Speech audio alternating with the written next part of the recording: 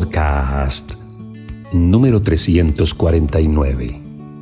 La fiebre del oro en Estados Unidos es un periodo histórico destacado. Particularmente la fiebre del oro de California de 1848 tiene mucho que ver en la economía de los Estados Unidos. Comenzó por allá en 1848 cuando se descubrió oro en Sutter's Mill en Coloma, California. La noticia del descubrimiento se difundió rápidamente, atrayendo a prospectores de todo Estados Unidos y de otros países. Este evento provocó una de las mayores migraciones en la historia de los Estados Unidos. Por eso se dice que ese país es un país de inmigrantes. Imagínate, se estima que unas 300,000 personas acudieron a California entre 1848 y 1855. Estos buscadores de oro se conocían como 49ers, o sea, 49ers. Esto debido al pico de la migración en 1849. La afluencia de inmigrantes transformó la demografía y la economía de California. Ciudades como San Francisco crecieron rápidamente. La minería del oro se convirtió en un negocio lucrativo, aunque también demasiado arriesgado. ¿Y por qué era arriesgado? Es que las técnicas para extraer oro tenían que ir evolucionando lentamente con el tiempo. Empezaban desde el simple lavado de oro en los ríos hasta los métodos más complejos como la minería hidráulica. Esa tuvo un impacto ambiental significativo. La fiebre del oro tuvo un profundo impacto en la sociedad y en la cultura de la época. Llevó a la diversificación cultural. O sea, muchos inmigrantes se mezclaron unos con otros. Diferentes culturas, diferentes razas, diferentes etnias, diferentes maneras de pensar. Todos imbuidos allí en el intento, a veces fortuito, de conseguir oro. A todo esto se le sumaba los tremendos problemas de la población indígena de California. En 1850, este estado, California, fue admitido como el estado número 31 en los Estados Unidos, en parte debido al rápido crecimiento impulsado por la fiebre del oro. La fiebre del oro dejó un legado duradero en California y en la imaginación popular, simbolizando la posibilidad de hacerse rico rápidamente, y por eso desde ese tiempo empezaron a acuñarse pensamientos como el sueño americano. Desde entonces se piensa en muchos lados del mundo que llegar a los Estados Unidos es la oportunidad para hacerse rico fácilmente si logras alcanzar el sueño americano. Pero un dato bastante curioso de toda esa época es que si piensas quiénes se hicieron ricos rápidamente, pues unos contados afortunados que encontraban oro en California. Y digo contados porque fueron muy pocos los que corrían con la suerte de encontrar pequeñas, medianas o grandes vetas. Pero esto significaba mucha violencia alrededor de ellos y mucha problemática social y familiar. ¿Quiénes fueron los que verdaderamente se hicieron ricos durante la fiebre del oro? Te va a parecer curioso. A mí por lo menos, cuando escuché la primera vez este dato, y en las indagaciones también me sorprendió. Los que se hicieron ricos, consecuentemente, fueron los vendedores de palas. Esos no tenían un negocio de alto riesgo. No dependían si encontraban o no encontraban oro. Simplemente llegaban allí y empezaban a vender palas y picos. Mejor dicho, herramientas para poder extractar el oro. Y estos empresarios tenían un negocio fijo, poco riesgo, mucha productividad.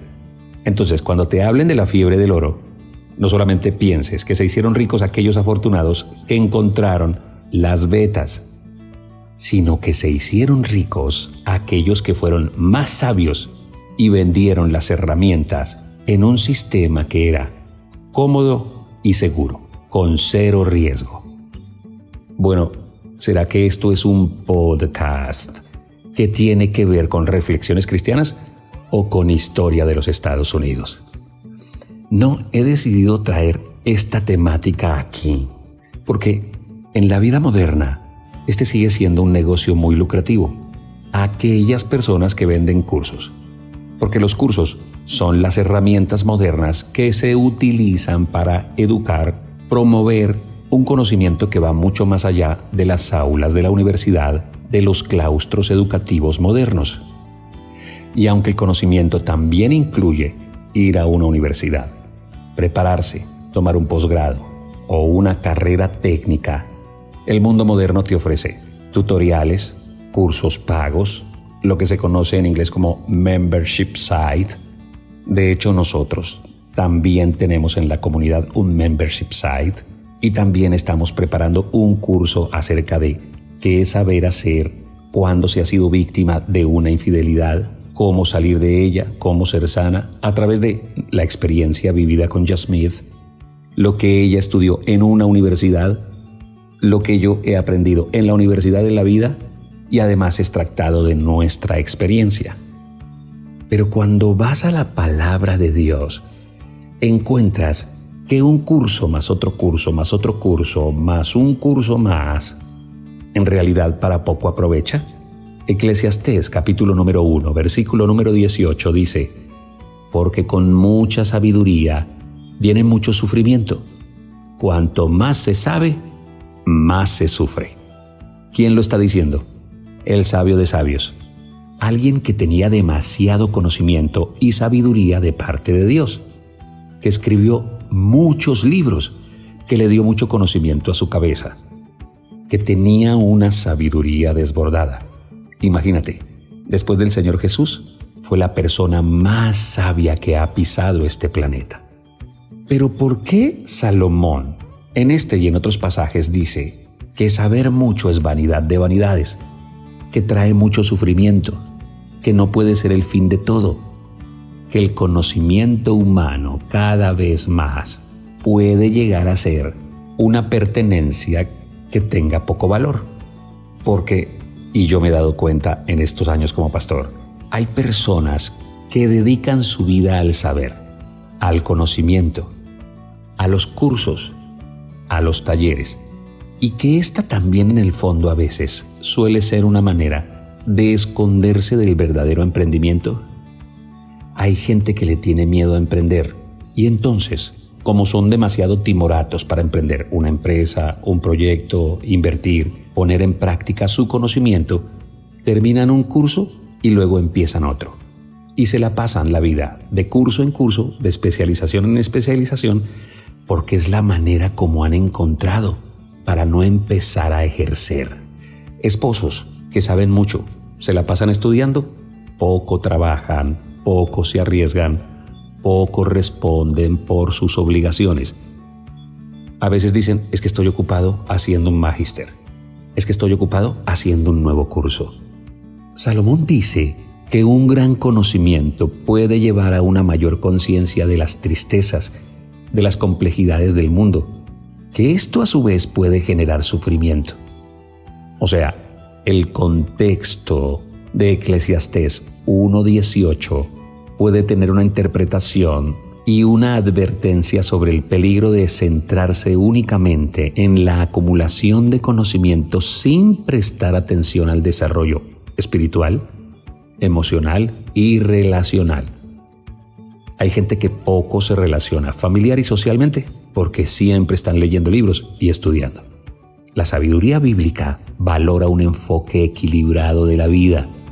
Este podcast no viene a ti para decirte que no estudies, viene a ti para decirte que si tomas un curso, que si estudias, que si lees un libro, que si le has dedicado parte de tu vida a recibir conocimiento, lo tienes que combinar con la comprensión, la compasión, la fe y la apuesta en actividad de lo que has aprendido. O sea, equilibra cuánto sabes con cuánto haces. Lo que aprendas a hacer, empieza a hacerlo. Dale productividad a tu vida, no solamente conocimiento. Te pregunto, ¿cuántos cursos has tomado últimamente? Y luego que los has terminado, ¿cuánto de tu tiempo dedicas a poner en práctica lo que aprendiste. No se trata de cuánto sabes. También se trata de cuán productiva tú eres. Termino con el versículo. Eclesiastés 1:18. Porque con mucha sabiduría viene mucho sufrimiento. Cuanto más se sabe, más se sufre.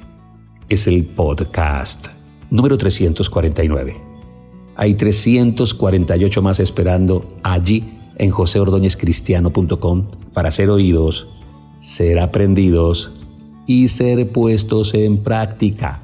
Quizás tengas que compartirle este podcast a esa persona que solo se la pasa estudiando y poco produciendo. Recuérdale que la vida debe tener un equilibrio. Que Dios te bendiga.